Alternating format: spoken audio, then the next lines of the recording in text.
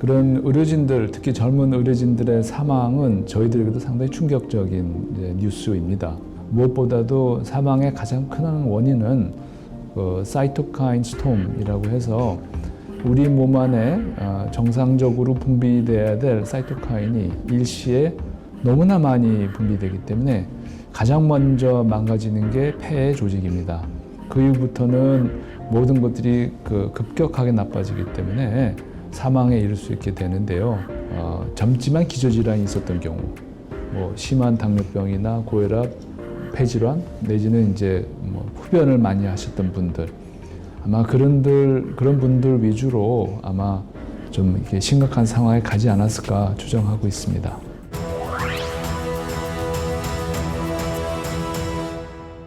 의료인들이 그 병원 안에서 이제 여러 환자들을 대하다 보면 상대적으로 면역이 약하고 나이가 많아지고 이제 기저질환이 좀 중한 상황의 환자들을 만나게 됩니다.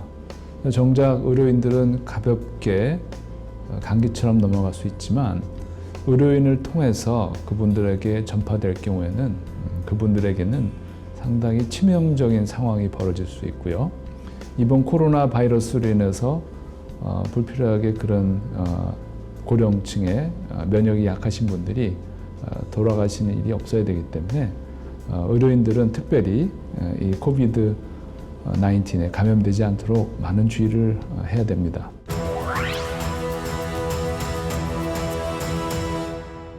의료인들로서 조심해야 될 게 뭐냐 한다면 코비드 19에 감염됐지만 그 열이나 호흡기 증세 없이 전혀 상관없는 증세로 온 환자가 어떻게 보면 제일 저희가 조심해야 될, 그래서 전신 쇠약감만 갖고 온다든지 아니면 그냥 오심구토 증세만 갖고 온다든지 그런 환자들을 우리가 이렇게 그 격리구역에 안 넣고 진료하게 되거든요.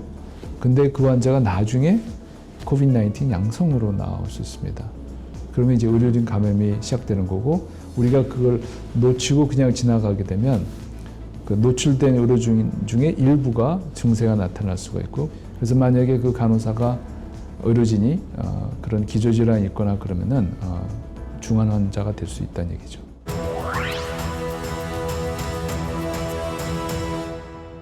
저희가 병원에 내원하는 환자들을 바로 진료를 안 하고 선별 진료라는 걸 먼저 합니다. 그래서 이제 선별 진료소에 근무하는 사람은 잠재적으로 내가 코비드 19 환자를 만난다라는 가정 하에서 진료에 임하게 됩니다. 그래서 4중 세트 다 하고 특별히 환자 한 명 볼 때마다 소독 다 새로 하고 그런 식으로 진료하고요. 근데 이제 그 환자들 중에서 나중에 코비드 19 양성이 나오는 환자가 있게 되면 그 공간도 한번 다시 소독하게 되고, 그 환자가 만났던 의료진들을 다 이 CCTV로 확인을 해서 그 환자를 접촉할 때 충분하게 마스크랑 모든 장비를 했는지 확인하고, 그게 안 됐을 경우에는 자가 격리를 해야 되는 단계를 갈 수 있는 거고요.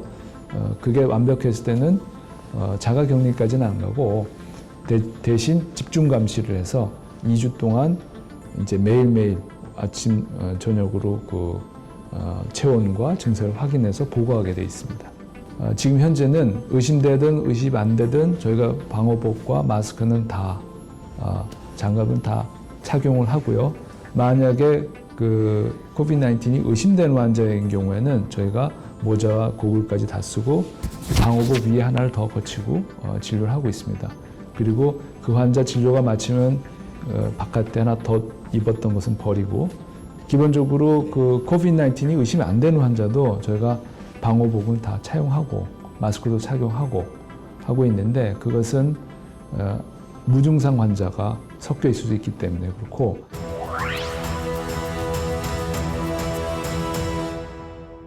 만약에 정말 극단적으로 환자가 많이 왔을 때 우리가 해야 될 그 방호의 정도와 종류를 갖다가 제한을 받는다고 한다면 무엇을 가장 중요하게 볼 것이냐.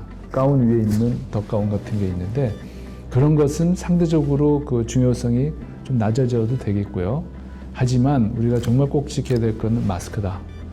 마스크만큼은 N95 같이 이렇게 완벽한 걸 쓰는 게 좋겠다는 거고요. 그 다음에 이제 장갑을 끼워야 되겠고, 마스크 사용하기에 이상적인 원칙이 뭐 한 번 쓰고 버리는 거, 그리고 가급적이면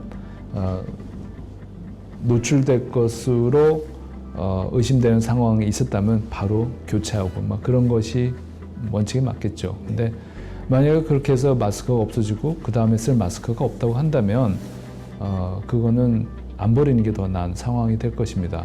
과연 마스크를 언제까지 쓸 수 있느냐에 대한 정확한 답을 아마 제시할 수 있는 사람이 별로 없을 것 같긴 합니다. 그래서 이거는 과학적인 답이라기보다도 그냥 우리가 공급이 제한적인 상황에서 하나를 갖다가 햇빛에 노출시켜서 충분히 건조시키고 그것이 됐다고 한다면 뭐 다시 쓸 수는 있는데, 그래도 원칙은 이제 최대한 자주 새 것으로 바꾸는 것이 바람직할 것으로 생각됩니다.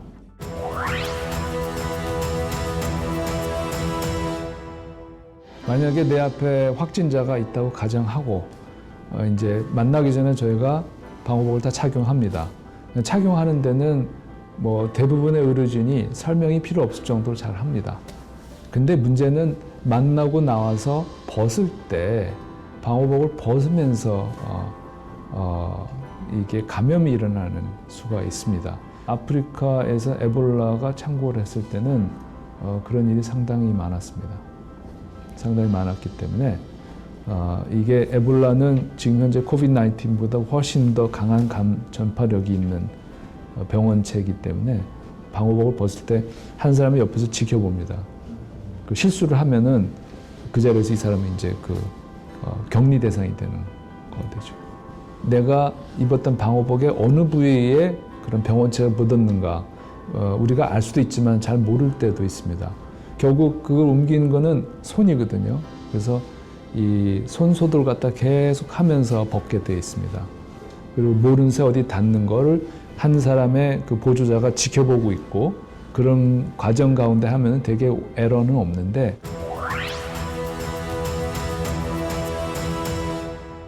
의료진이 의심되는 환자한테서 코비드-19 검사를 하기 위해서 검체 채취를 하는데 채취하면서 옮는 수가 있어요. 왜냐면 이제 면봉을 넣어갖고 검체를 따는데 재치기를 갑자기 할 수 있지 않습니까? 그러면 재치기 할 때 엄청난 양의 비말이 빠른 속도로 그냥 쫙 뿌려지게 되거든요.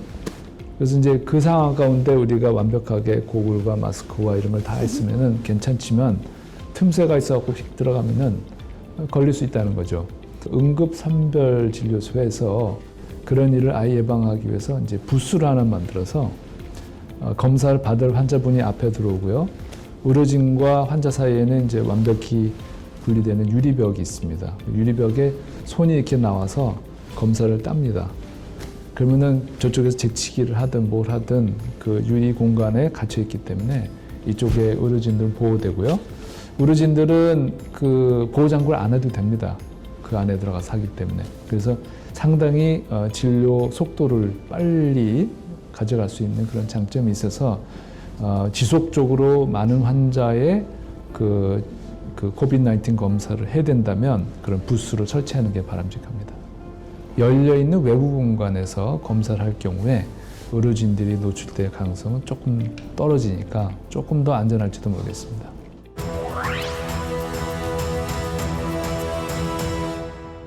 의료진 같은 경우에 내가 노출된지도 모르겠다 싶으면 이제 2주 동안 지켜봐야 되겠지만 처음에 한 4, 5일 지나서 이상하면 바로 능동적으로 자기가 이상한 것을, 체온이 어떤 것을, 증세가 어떤 것을 얘기해서 확진 검사를 좀 하셔야 될 필요가 있고, 의심되는 환자든 또 의심되지 않는 환자든 매 순간 경각심을 잃지 않고 진료에 임해야 될 것 같고요.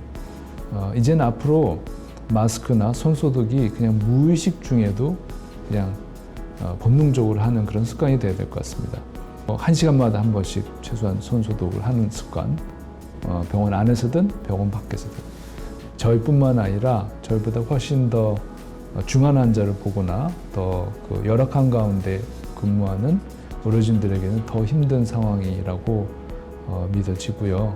하지만 우리가 모두 다 한 마음이 돼서 연대해서 열심히 이 시간을 지나간다고 한다면 반드시 코비드-19이 끝나는 시점이 올 줄 믿습니다.